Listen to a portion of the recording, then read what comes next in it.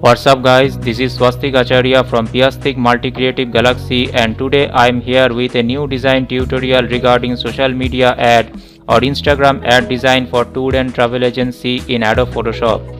I am going to design it as per Instagram ad dimension, which is 1080 by 1080 pixels of page size with RGB color mode.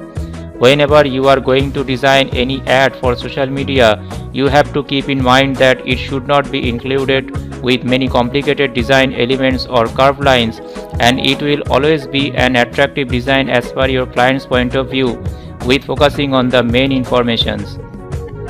So you have to apply your basic creative skills and proper knowledge of Photoshop tools and effects to make an eye-catching social media ad design professionally that your client will appreciate it as its first sight.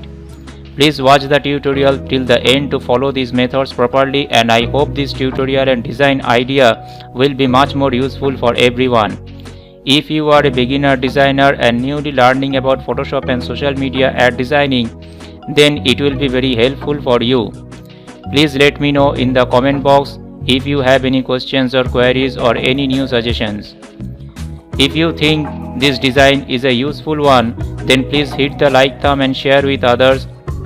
And if you like to watch more tutorials from my channel, then please subscribe and turn on your notification to get every updates on every new designs in the future. So guys, I will be back soon with a new design tutorial. Until then, stay safe and always take care, and keep learning, keep designing. Thank you very much.